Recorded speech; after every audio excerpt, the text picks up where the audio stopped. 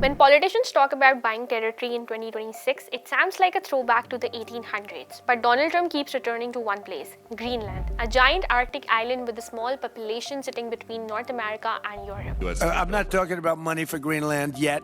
I might talk about that.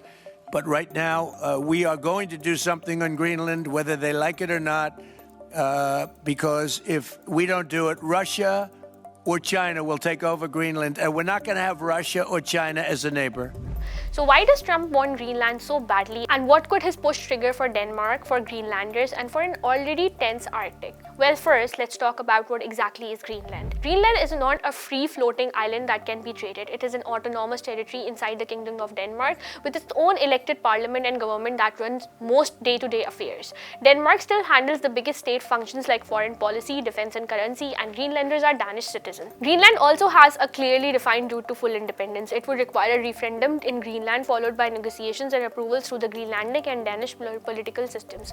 From our part of the world, Greenland can feel distant, but the Arctic is becoming a frontline in global power politics for three reasons. Number one, security geography. Greenland sits on the shortest route between North America and Russia that matters for missile warning systems and Arctic surveillance. The US already has a long-standing military footprint there under the US-Denmark defense framework, including the base now known as Sputnik Space Base. Number two, new sea routes. As sea ice shrinks, Arctic shipping routes become more viable for longer periods. That reorders global logistics and shifts strategic attention northwards. And finally, critical minerals. Greenland is seen as a potential source of rare earths and other minerals used in defense system, batteries, and advanced electronics. And Trump's public argument is blunt. He wants Greenland for control and security. He has framed the island as essential to US national security and has repeatedly revived the idea of American ownership or accusations, language that both Denmark and Greenland reject. We need Greenland from the standpoint of national security. And Denmark is not going to be able to do it, I can tell you that. Behind that rhetoric, the strategic logic usually falls into three buckets.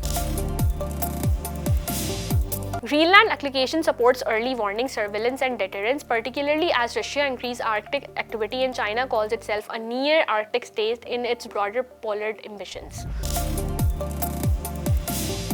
Greenland keeps appearing in that conversation. Reuters has reported US interest in backing the Tanberry's rare earth project in Greenland, including potential financing discussions through the US Export-Import Bank. Even without buying Greenland, the US wants to ensure competitors do not gain strategic leverage through ports, infrastructure, or long-term mining influence, but can Greenland be bought? This is where the story changes from the headline drama to hard constraints. Denmark cannot simply sell Greenland even if it wanted to, and it does not. Greenland has self-government rights and a legal pathway to self-determination. Greenland's own leaders have repeatedly said that it is not for sale and that Greenlanders decide their future. Any attempt to force the issue would collide with modern principles of sovereignty and self-determination and would blow a hole through the norms that hold borders in the place globally. In short, the only legitimate route to Greenland changing status would be Greenlanders choosing it, but not outsiders demanding it. Even if nothing changes hands, the US pressure itself can reshape politics. Denmark is a NATO ally. If Washington is seen to bully an ally over territory, it can damage trust inside NATO, especially at a moment when alliance unity is already under strain. For det første, så mener jeg, at man skal tage den amerikanske præsident alvorligt, når han siger, at han ønsker Grønland. Men jeg vil også gøre klart, at hvis USA vælger at angribe et andet NATO-land militært, så hører alting op. Altså inklusiv vores NATO og dermed den sikkerhed, som er blevet tilvejebragt siden afslutningen på 2. verdenskrig. External pressure often strengthens local identity politics, some Greenlanders may argue. If we are this valuable, we should control our own future faster. Others may prefer Denmark's protection precisely because it blocks coercive outside bids.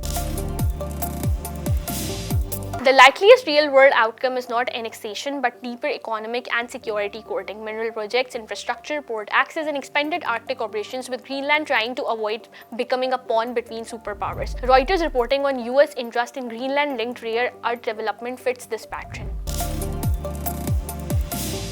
Any move that will look like US tightening control over Arctic choke points can trigger counter moves, more Russian militarization in the high north, and more Chinese efforts to secure minerals and porter access elsewhere. So, Greenland is not a property deal. It is a self-governed society with a legal right to decide its own future, and it sits on a new strategic map of the 21st century. Trump's push is less about buying an island tomorrow and more about who controls the Arctic order. You know the routes, the minerals, and the military balance as the planet warms and geopolitics hardens. For more such explainers, subscribe to DawnNews English.